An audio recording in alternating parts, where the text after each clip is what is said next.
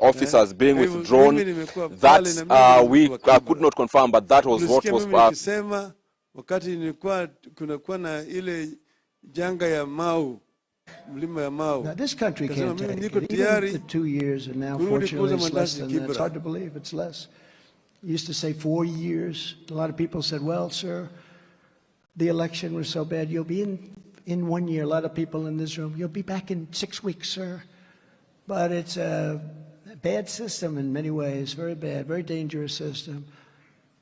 But nobody else can do it but us. In recent weeks, I've been laying out a bold, detailed agenda for how we're going to complete this mission in our next term. I do weekly statements, and people are liking them. Today, I want to go through some of our big plans that I will do as the 47th President of the United States.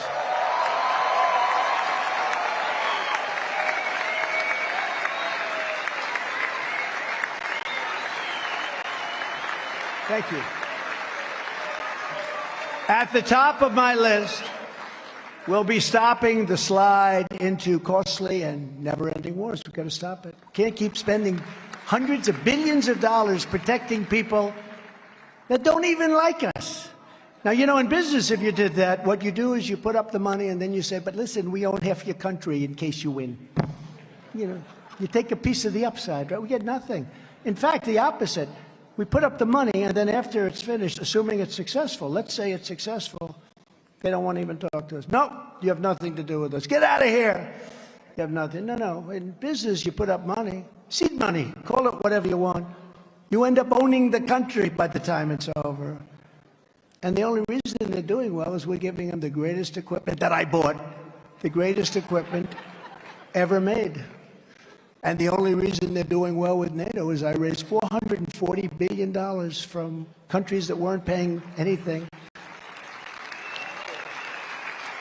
And the Secretary General Stoltenberg, a good man, he said it's one of the greatest jobs I've ever seen. I hope he still says that, but one of the greatest jobs. He said Obama would come and make a speech. Bush would come, make a speech, and then they'd leave. I came, I looked, I said, man, these people aren't paying. We're paying for the whole thing practically. Of the 28 countries at the time, only 8 were paid up. 20 weren't, including Germany. They paid a fraction of what they were supposed to be paying. And I said to them, either you pay or we're not going to protect you. And a man stood up, a president of a country stood up, and he said, sir, could I ask you a question? This was a round table with nobody in the room but the presidents, prime ministers, and dictators, okay? Some of them are all the same. But they stood up, and he stood up and said, sir, could I ask you a question? If we don't pay up, and if we get attacked by Russia, will you protect us, sir? I said, now you're not paid up, right? That's right. You're delinquent, right? Yes. I will not protect you from Russia. Sir, we'll send you a check tomorrow, sir. We'll send you a check tomorrow. It will be sent by overnight mail, sir. I promise you'll have it tomorrow. Now, if I said, like the stupid politicians say, absolutely will be, you know, Article 5, 6, 7, 8, 9, well, you're supposed to do it. But those articles all suppose that you're supposed to be paid up. But let's say I said the opposite. Yes, we will always protect you. And I took a lot of heat because they said, I'm not a good member. Actually, NATO wouldn't even exist if I didn't get them to pay up. But they paid up $449 billion or something, and that's the money they use. They're rich as hell right now. They spent an office building that cost $3 billion. It's like a skyscraper in Manhattan laid on its side. It's one of the longest buildings I've ever seen. And I said, you should have, instead of spending $3 billion, you should have spent $500 million building the greatest bunker you've ever seen, because Russia wouldn't even need an airplane attack. One tank, one shot through that beautiful glass building and it's gone. Same architect I used in Chicago, great architects, but they didn't have war in mind. But when things happened, that building would be gone in about 15 minutes. They should have spent a $500 million bunker, nice thick ceiling, 6 inches, 6 feet of concrete. And by the way, we have a great gentleman. Speaking of China, will you please stand up? Gordon, stand up, please. Gordon Chow.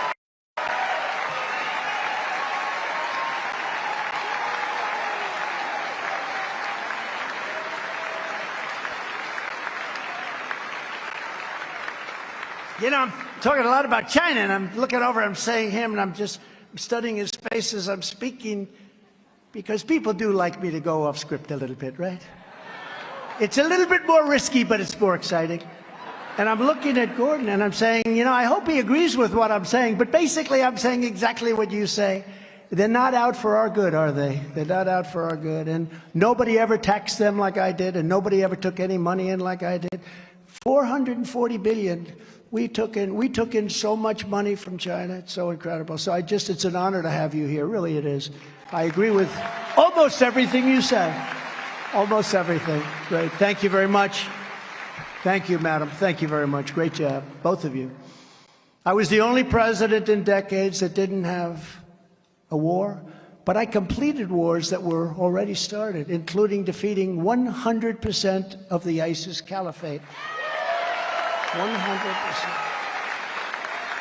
I was also the only president where Russia didn't take over a country during my term. Russia took over not because I got along with Vladimir Putin very well. I say, Vladimir, don't do it. You know, you and I have friends, don't take over any countries because, you know, Moscow will be hit very hard. Vlad told him things.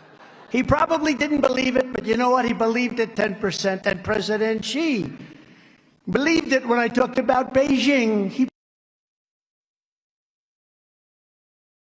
do anything.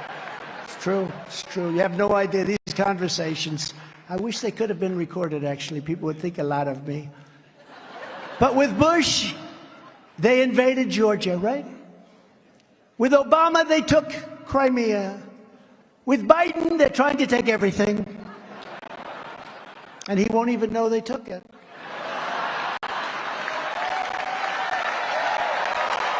Sure.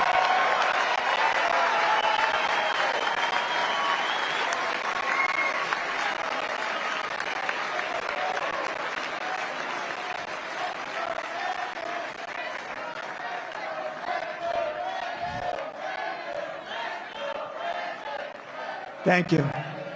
And with me, they took nothing. Nothing. And I didn't really even have to threaten them very much. They understood me very well. I wanted them to understand me very well. They knew that they couldn't do it. Putin knew that. President Xi knew it too. Likewise, China now has its eyes strongly focused on Taiwan. And we could soon have a nuclear-armed Iran. That's the saddest thing of all, though, when we talk about Iran. That's the saddest thing when you see I had them in a box. I said to China, you can't buy any oil from Iran. They said, no, we have to buy. We buy millions of barrels here. And I said, you can't buy. You have to buy from somebody else. No, we'll buy. I said, good. We're not going to do any more trading with China. We're going cold turkey. We will promise you not to buy from Iran. Okay, that was the end of that. You know, that was a conversation I had. I said, if you buy from Iran any oil, we're not going to do any business. Or if for some reason we do, we're going to put 100% tariff on every single thing that you sell into the United States. And they didn't buy any oil. And nobody was buying oil, and they were in a position, had the election not turned out the way it did, they were in a position where they were going to give us everything. We were going to make a great deal. But now they're rich again. China is buying unlimited amounts of oil from Iran, unlimited amounts, and other places. And we've done something else that's terrible. From the time I'm a young man, I learned never allow Russia and China to get together, to wed. Never, ever allow it. And we've not only allowed it, we've made them bosom buddies. We've made them, we forced them together. And you can add another group in there, a nuclear-armed Iran. So the three of them are now together. That should have never been allowed to happen, would have never happened with me. And it was all over oil, our stupid oil policy. We're not going to drill. We have more oil in the United States than any country in the world, including Saudi Arabia. People don't realize it. In Alaska, I approved a site. We all know what the site is. probably the biggest in the world. And the Democrats said, no, it's over. They turned it down. Ronald Reagan tried to do it. Every president, Republican and some Democrats tried to do it. They couldn't get it done. I got it done. And the first day in office, the Secretary of the Interior for Biden signed off on it, where they're going to not allow it to happen. Bigger, probably, than Saudi Arabia. And if we had that, without even my talking to Putin, oil would have been at $40, $35, maybe $30 a barrel. So he wouldn't have even had the money to prosecute a war against Ukraine. He wouldn't have done it anyway, and that's not even what I'm saying from previous, but he wouldn't have had the money even if he wanted to. Ukraine would have been thriving. There would have been no dead people, and there would have been no obliterated cities that can never be rebuilt. Can never rebuild those cities. Russia never would have pulled the trigger. This is the most dangerous time in the history of our country, and Joe Biden is leading us into oblivion. He's leading us into oblivion. You know, we all smile when he falls downstairs and things. It's cute. When he falls off his bicycle, it's good. You know what amazed me? That the reporters didn't catch him when the bike was going down. They're standing right next to him. They let him fall. It's amazing. I'm surprised. But when he makes statements that are so bad, when he gets out of Afghanistan and takes the soldiers, takes the soldiers out first. And you know, in Afghanistan, for 18 months, I had a talk with Abdul, who was the leader of Afghanistan. I said, Abdul, I got a lot of criticism. Remember when I was talking to him? Everyone said, oh, he's talking to the leader of the Taliban. That's right, because our soldiers were being killed, a lot of them by snipers. And I didn't want that. I don't want to deal with the problems, and I don't want to talk to the mothers and fathers, who I would speak to a lot. I don't want to talk to them and tell them their son was shot through the head from 2,000 yards away by a sharpshooter. They have very good sharpshooters. So I spoke to this man. His name was Abdul, and I said, Abdul, don't kill any more of our soldiers, because if you kill our soldiers, we're going to hit you harder than any country has ever been hit in the history of the world.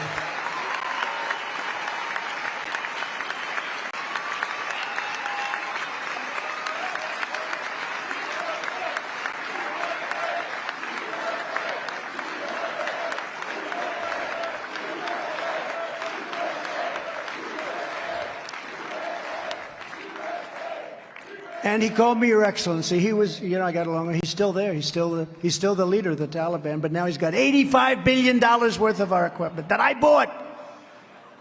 $85 billion. I said to General Milley, I want every piece of equipment. Sir, I think it would be cheaper to leave it behind, sir. That's when I lost faith. That, and when he didn't like me holding up a Bible in front of a church, I said, this guy's not with us. This is not a smart guy. But he didn't like it. I said, I want every single, because I was getting out of, but I would have kept Bagram, because Bagram's 1 hour away from where China, forget about Afghanistan, where China makes its nuclear weapons. 1 hour away. The biggest, most powerful runways in the world. We built it many years ago for tens of billions of dollars. And we gave it away one night. We just left the lights on. We did leave the dogs behind. Everyone says, oh, did they take the dogs? Because they're dog lovers, right? No, we left the dogs behind. And the Taliban doesn't like dogs, by the way, not at all. But we left in disgrace. It was the most embarrassing moment in the history of our country, in my opinion. And it probably is what caused Putin to say, wow, Trump is gone. This is a great time to take over Ukraine, right? It's probably a reason that happened. But I stand here today, and I'm the only candidate who can make this promise. I will prevent, and very easily, World War III, very easily.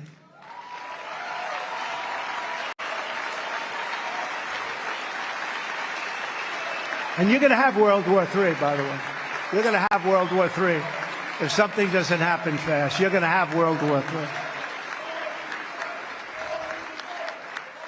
And by the way, just to conclude that little story, when Abdul heard me say that, he said, "Your Excellency, thank you so much for telling me that." He said, but why?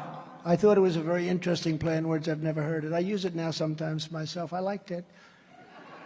He said, but why, Mr. President? Do you send me pictures of my home? Said that. I said, you'll have to ask your wives that question. And we didn't have, Mark will tell you this, we didn't have one soldier killed. In 18 months, not one soldier was killed. Not one soldier, right?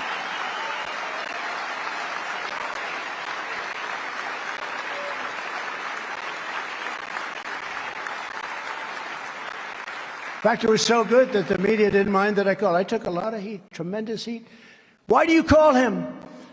I said, well, you know, they asked Jesse James, the great bank robber from many years ago, why is it that you robbed banks? Why do you always go after banks? And he looked at him and he says, because that's where the money is. Well, I spoke to Abdul because that's where the problem was. But we went 18 months until that horrible day when we lost 13 soldiers. And you know, the thing that nobody ever talks about, we lost 13, we lost $85 billion worth of the greatest military equipment in the world. Goggles, night goggles that are so good, so sophisticated, better than anything we have, brand new, never even taken out of the box. And you know, the Afghans, and they're actually very good, the Taliban are good fighters, Afghan, because it's really very much the same thing, frankly. They didn't fight good for us, but they fought good for themselves, and they took a lot of money from us. I asked General Mattis, I said, you know, we got to get out of there. They've been there for 20 years. We got to get out of there. Sir, they're fighting for their country, sir. I said, that's right. I guess they are. Then about 2 days later, I was thinking about it. I said, I don't know why, because, you know, we had more blue on green, green on blue, where they get their gun and then they'd shoot our master sergeants and our sergeants that are training them. I said, why are they fighting for us if we've never had this problem to the extent that we had it? But he said that. He said, they're fighting. And I said, are we paying them a lot of money to fight? And I had it checked. Yeah, we were paying billions and billions and billions of dollars to these Afghan soldiers. Tens of billions of dollars. I said, they're not fighting, General. I called them back in. They're not fighting because they love us or they love their country. They're fighting because they're the highest paid soldiers in the world. We're basically bribing them to fight. And they didn't fight, but the Taliban did fight. Same people, but the Taliban did fight. But they didn't kill anybody for 18 months. I'm very proud. In fact, Biden got up and he actually said that. They didn't kill anybody. I will say that. They didn't kill anybody for 18 months. And you know what happened? His people started screaming, don't say that! Because that's a good thing for us. But then when we left, we lost soldiers, 13 killed. But what they don't talk about, they talk about the equipment, they talk about the fact that there are still to this day a lot of Americans in there that we've lost contact with. It's a rough place. But they don't talk about the fact that many of these soldiers were absolutely destroyed. Destroyed. They lost their arms. They lost their legs, they had their face blown off, and they were absolutely destroyed. And they don't talk about that. They don't talk about it.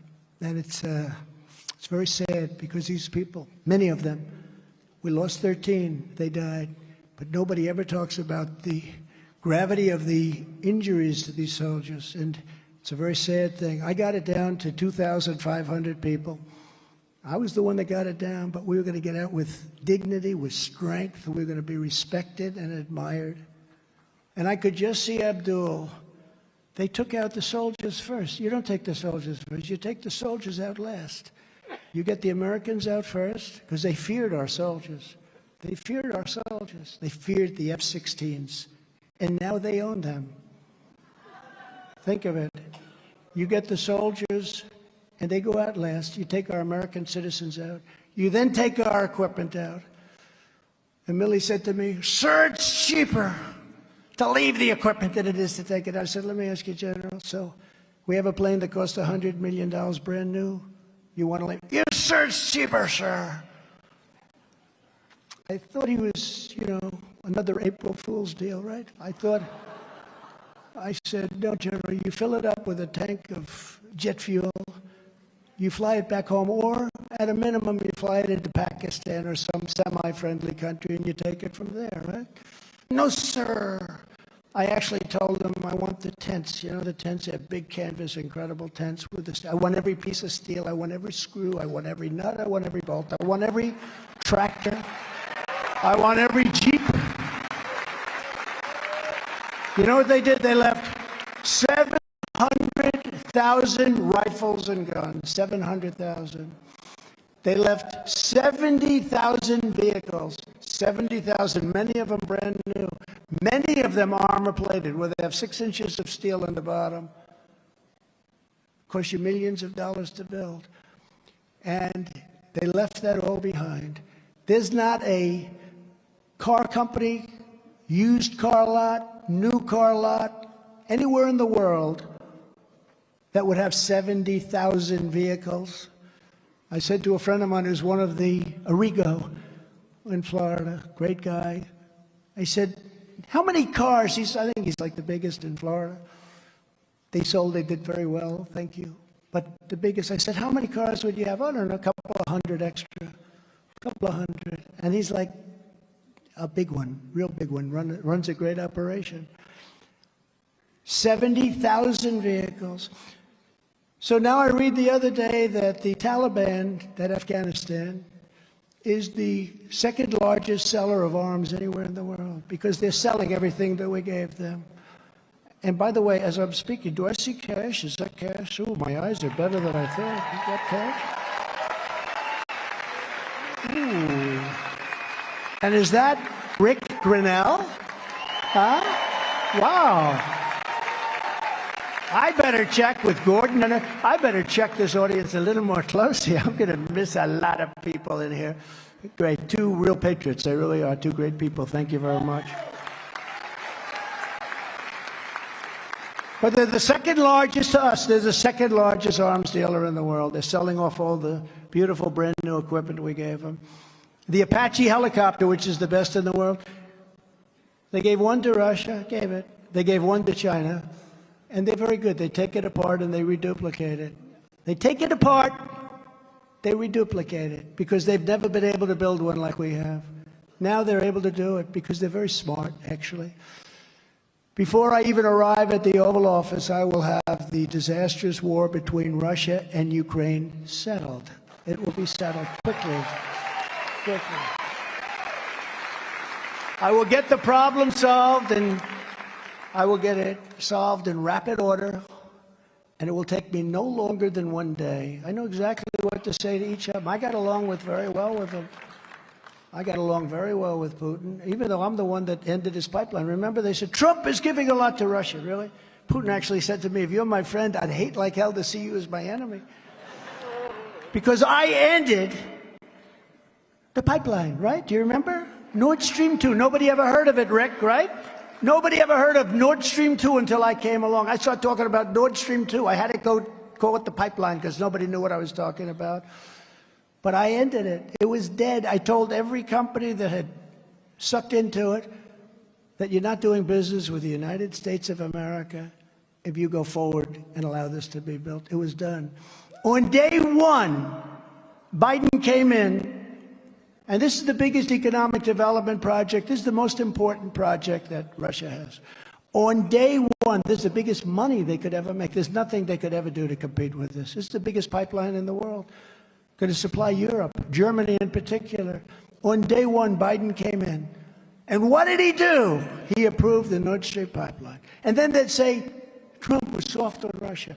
I was the one that gave 1,000 javelins. That's the anti-tank busters, and they are vicious, because I looked at those tanks and they got hit 1 shot, and that was the end of that. You wouldn't want to be in those tanks. But I was the one that supplied the javelins. They supplied the bed sheets. Do you remember? They supplied the bed sheets and maybe even some pillows from Mike, who's sitting right over here. Where the hell is Mike?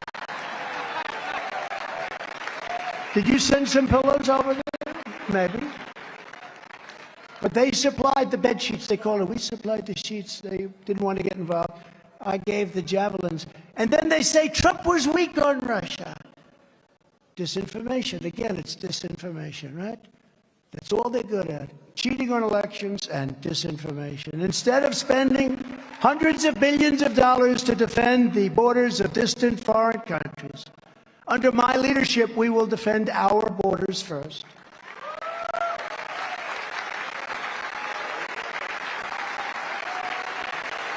Years ago, we had the safest border in the history of our country, and I will quickly do that again. As you know, I built hundreds of miles of wall and completed that task as promised, and then I began to add even more in areas that seemed to be allowing a lot of people to come in, so we're going to do another 200 miles of wall. And it could have been done and completed in 3 weeks, but the Biden administration said they weren't going to do it. And in fact, the wall was sitting there waiting to be installed, the easiest part. And Biden, they took it away so that Texas and Arizona couldn't use it. Texas and Arizona said, could we use that wall? We'll finish it right up. And they said no. And they actually took it away and they hid it. They put it in a hiding area, which of course was revealed pretty quickly. All you have to do is send a couple of helicopters up. But they wouldn't let them use it. Under my leadership, we will seal it up and expand that wall till we have total control. But we did a great job on the wall, remember, with Paul Ryan and Mitch McConnell. Yeah, we'll give it to you next year. I said, nope, give it to me this year. Well, sir, if you approve this budget, we'll give it to you next year. I said, all right, that's okay. So I waited, then they didn't give it, you know. And yet Mitch McConnell approves $5.5 trillion for Green New Deal garbage. It's a disgrace. But I took it from the military because I considered it an invasion. So, Marjorie, I said, you know what I'm going to do? I'm going to take it right out of the military because they're invading our country. And I got it built, and we did a great job. We did it quickly. And we used the Army Corps of Engineers. They were fantastic. Before Biden came into office, we had illegal immigration at a record low. Refugees were at the lowest level in history. Human trafficking, women and children, was at the lowest in 30 years. And drug dealers were finding the U.S. border a very inhospitable place to be. It was very inhospitable. In my last year, less drugs came through the southern border than had been seen in many, many decades. We weren't playing games. Now we have complete chaos. Fentanyl is pouring in. Families are being wiped out, destroyed. And there's death everywhere, all caused by incompetence.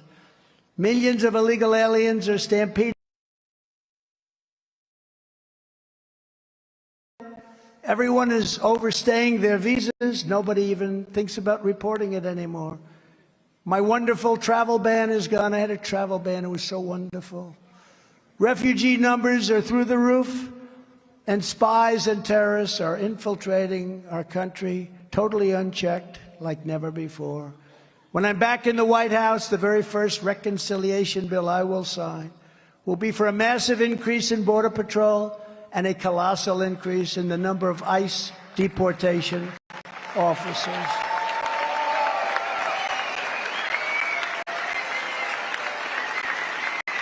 And I want to thank the Border Patrol. These are incredible people. And I want to thank ICE, and in particular, I want to thank Brandon Judd, Border Patrol, and Tom Homan, Central Casting. He's Central Casting. Under my leadership, we will use all necessary state, local, federal, and military resources to carry out the largest domestic deportation operation in American history. Other countries are emptying out their prisons, insane asylums, and mental institutions, and sending all of their problems right into their dumping ground, the USA. Think of it. They're emptying out their prisons, and you've heard me say that, but they're also emptying out their mental institutions. And to use a strong couple of words, insane asylum. Insane asylum, that's where, anybody see Silence of the Lamb? That's where they come from, insane asylum. That's a stronger word than a mental institution. And they're putting them into our country. Thank you very much. I will ask every state and federal agency to identify every known or suspected gang member in America, and every one of them that is here illegally, and the towns know who they are, the towns and cities, or the police. We love our police. The police know who they are.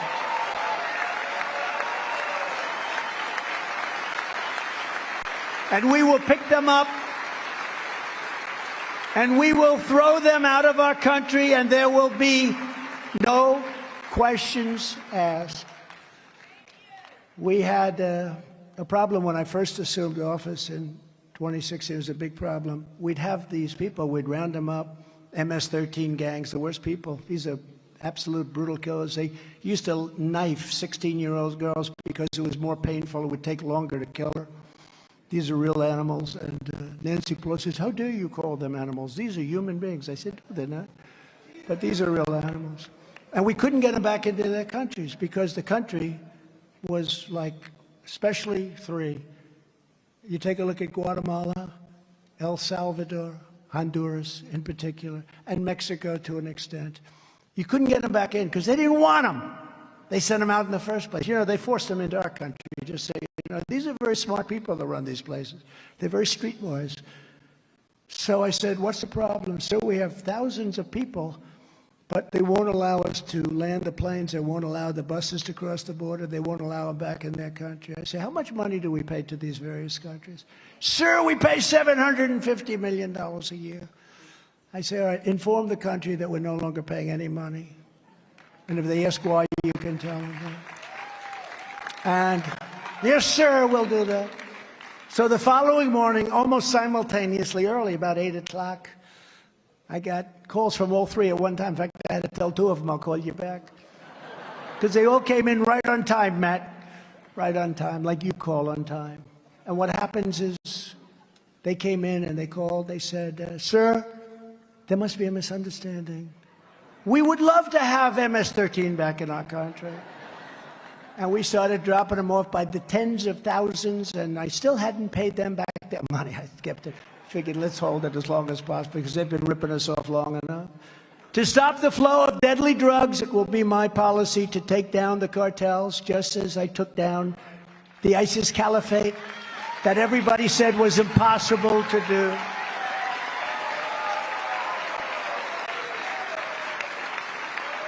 A lot of parents in this audience that lost a child, that lost a loved one to fentanyl and all of the drugs that are pouring in, so many different kinds. Fentanyl is a big problem. In fact, with the ISIS caliphate, a certain general said, it could only be done in 3 years, and probably it can't be done at all, sir. And I did it in 3 weeks. I went over to Iraq, met a great general. Sir, I can do it in 3 weeks. You've heard that story. I can do it in 3 weeks, sir. How are you going to do that? They explained it. I did it in 3 weeks. I was told it couldn't be done at all, but it would take at least 3 years. Did it in 3 weeks. Knocked out 100% of the ISIS caliphate. We have a great military. The reason I say that, we have a great military. And I will direct the Department of Justice to go after Marxist prosecutors' offices to make them pay for their illegal race-based enforcement of the law. By the way, we have one of those great generals with us, General Kellogg. Where is General Kellogg? Is he around here somewhere? Where is General Kellogg? He's the greatest. He's here. Thank you, General. Thank you. Thank you, General. And in cities where there's been a complete breakdown of public safety, I will send in federal assets, including the National Guard, until law and order is restored. You know, we're not supposed to do that. And one thing I think about a lot is when we had some difficulty in certain cities like Minneapolis, and if you take a look at Portland, how's Portland doing? They don't even have storefronts anymore. Everything is 2x4s because they get burned down every week. They don't put new storefronts up. It's chaos. But when we had in Seattle, remember they took over a large portion. I was ready to send in the National Guard. They heard that. More than the National Guard. I was ready to go to town. And they heard that. And you know what they did? They said, we're going to break it up now. They left. But we saved Minneapolis. The thing is, we're not supposed to do that because it's up to the governor, the Democrat governor. They never want any help. They don't mind. It's almost like they don't mind to have their cities and states destroyed. There's something wrong with these people. All of us have seen too many videos of 13-year-old carjackers and 14-year-old hoodlums viciously beating their victims. I saw it just yesterday, a horrible situation.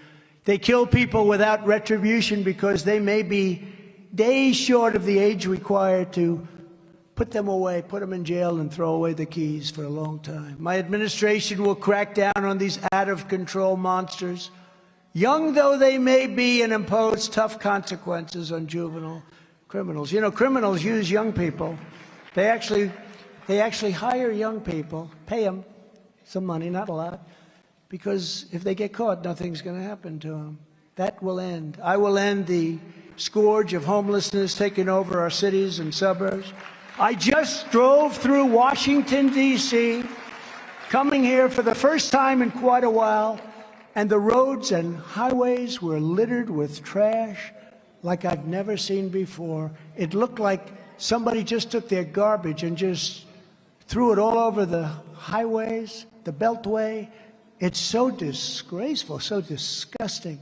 I always made it a point as president when I saw the highways were dirty or that the homeless encampments were starting to form to take care of the problem immediately. I used to have people out here all the time sweeping highways, cleaning highways, hosing them down. It bothered me so much. I'm in the beast. I'm being driven back to the White House from some site, and I see this filthy, dirty highway with paper that hasn't been, you could see it's been laying there for months. And I'd have them cleaned up. I wouldn't even call the mayor because it was never going to get done with the mayor. Frankly, the federal government should take over control and management of Washington, D.C.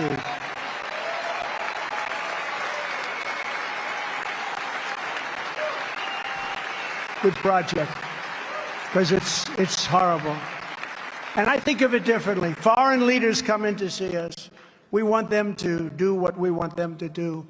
And they drive through these terrible, disgusting streets where their streets are much better maintained, much nicer. And they see camps and homeless all over our beautiful, once beautiful parks, all over. Hundreds and hundreds of tents. I used to have them taken down immediately. I'd see one or two or three. I said, do it fast, immediately. Then I'd check, and it was done.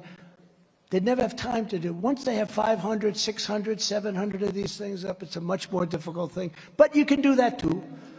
Under our leadership, we will take the homeless, drug addicted, and severely deranged, get them off our streets, and create 10 cities where we will get them the help they so desperately need.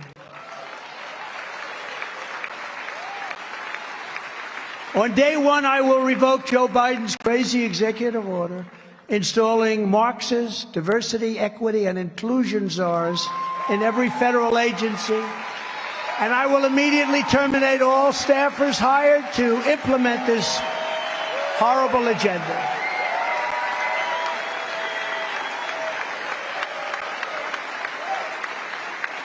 I will urge Congress to create a restitution fund for Americans who have been unjustly discriminated against by these Biden policies. They're so unfair, they're so un-American, they're so un-American. And we will ban all racial discrimination by the government.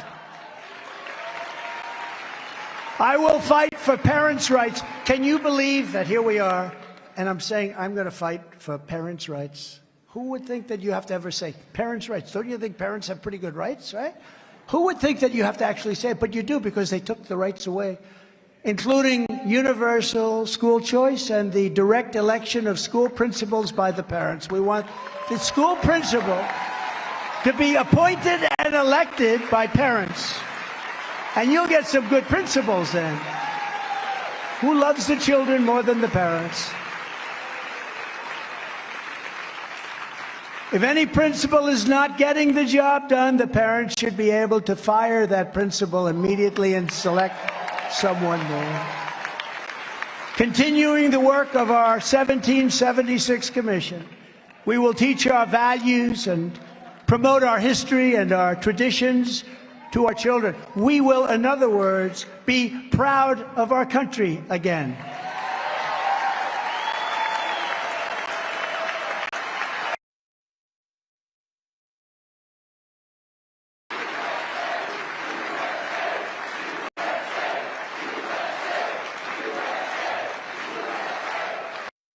Castration and sexual mutilation of our youth, and ask Congress to send me a bill prohibiting child sexual mutilation in all 50 states. That should be easy. And we will keep men out of women's sports. Right?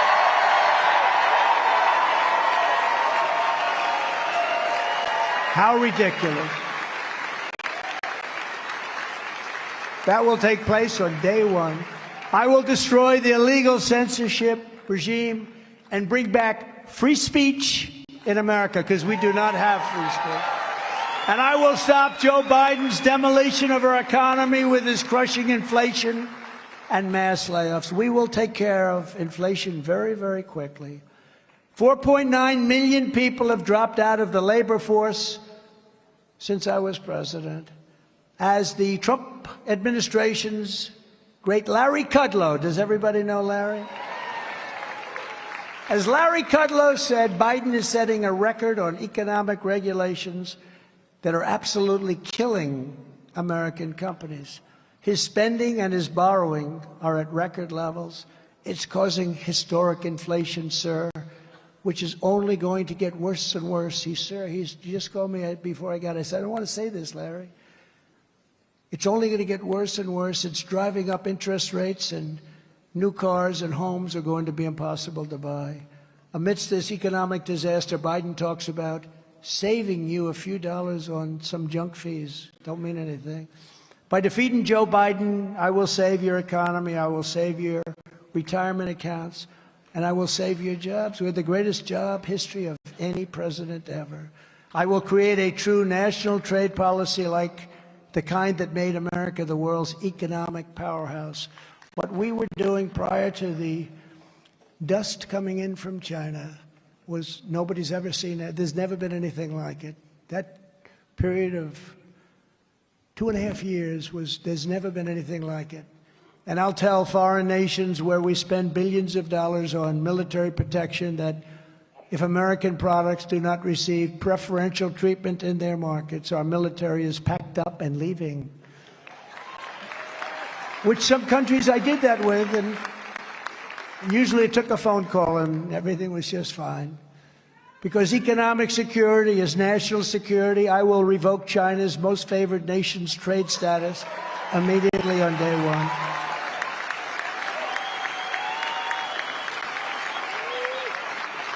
And I will implement a 4-year plan to phase out all Chinese imports of essential goods and gain total independence from China. We have to do it. We have to do it. I will hold China financially accountable for unleashing the China virus upon the world.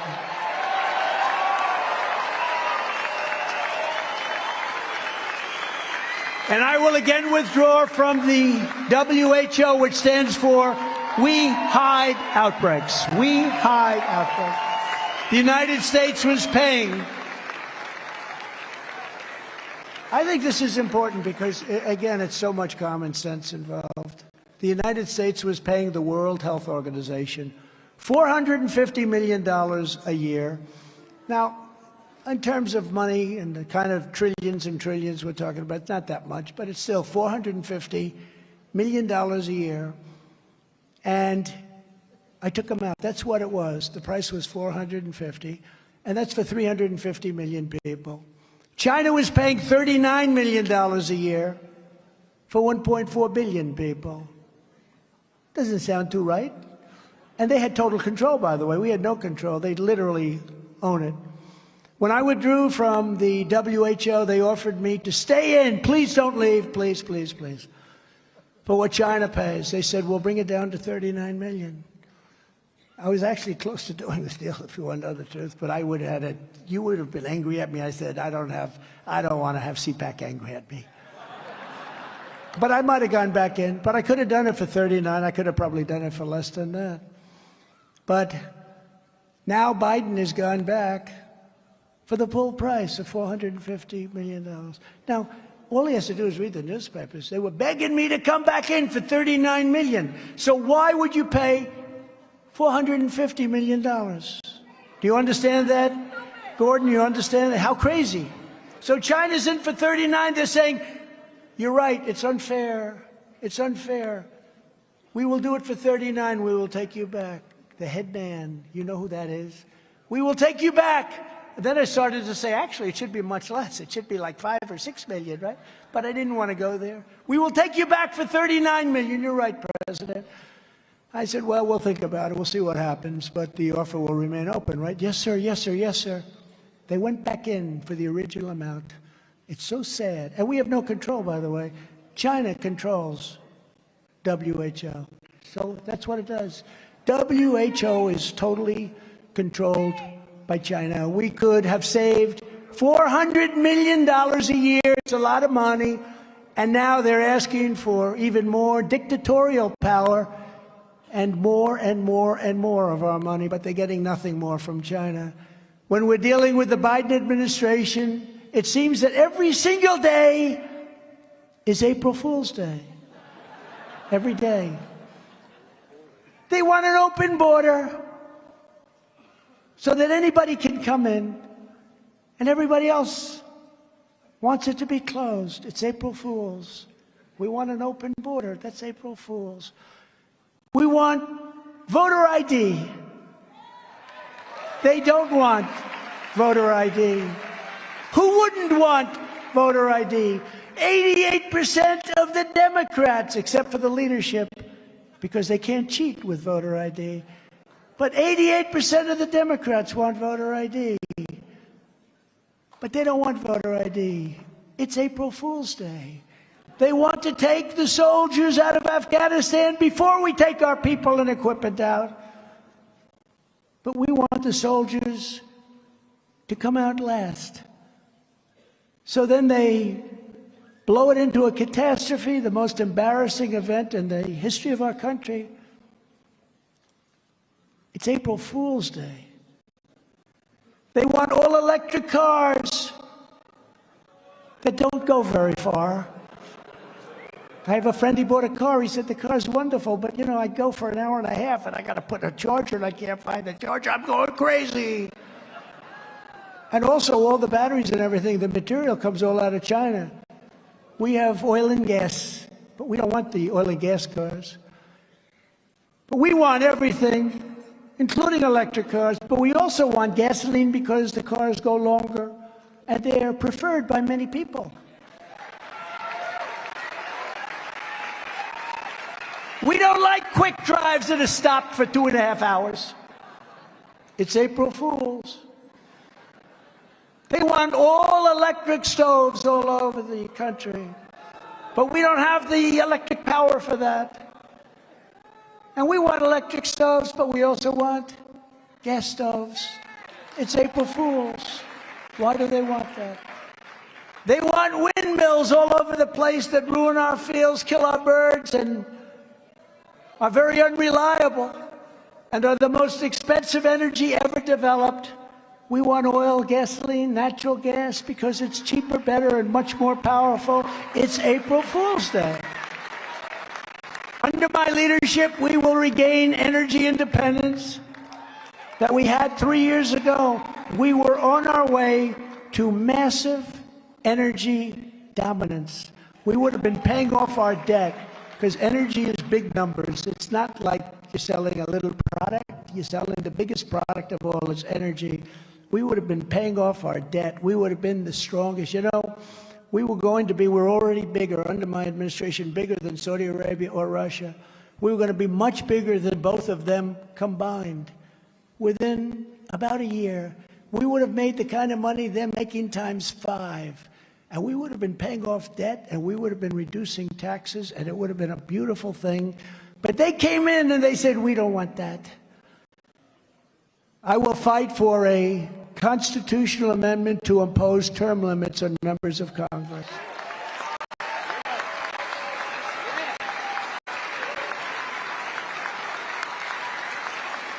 And I will move heaven and earth to fully and finally secure our elections.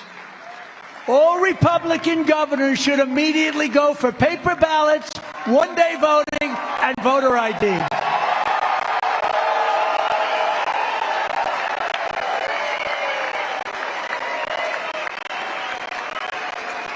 And the problem we have is we have governors, and some of them we like and some of them we don't, but they're all talk. Think of it, they control the state. And we have a lot of governors. They should go for that. Paper ballots, same-day voting. You know, France had 37 million people voting. They voted in one day, and at 10:30 in the evening, they called the winner. There were no problems. They have paper ballots, same-day voting, voter ID. And they only had a little mail-in, and we would have this too, for soldiers, okay, legitimately, as opposed to millions and millions of ballots flooding the offices. They used COVID to cheat.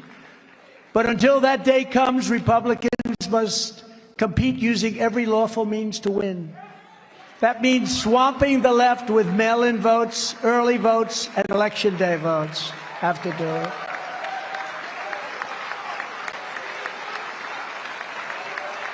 We have to change our thinking because some bad things happened. You know, for some reason, Republicans like to vote on election day, right? The problem is you get there and they have so many already started. But worse, if you take a look at Carrie Lake in Arizona, where they waited and waited, don't vote now, wait till Tuesday, wait till Tuesday, wait till Tuesday. And in the Republican areas, a tremendous percentage of the machines were broken and you couldn't vote.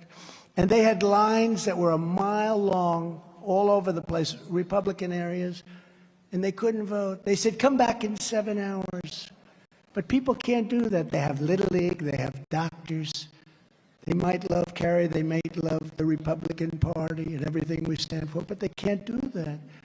And they were standing in the hot sun for hours and hours. And then they sent in mechanics to fix them. And when the mechanics left, they were far worse. And they lose those cases in courts because our judges have no courage to do what's right. They have no courage to do what's right. I can tell you that was the case in 2022, where we can't get rid of drop boxes. We need them in every church. What we have to do, we have to put our own drop boxes in. Zuckerbucks spent $500 million. And, you know, if you contribute $5,700, $1 more than that, to a candidate, they put you in jail. This guy gave $500 million for all of this crap that they were doing, shenanigans. They were handing out the money. But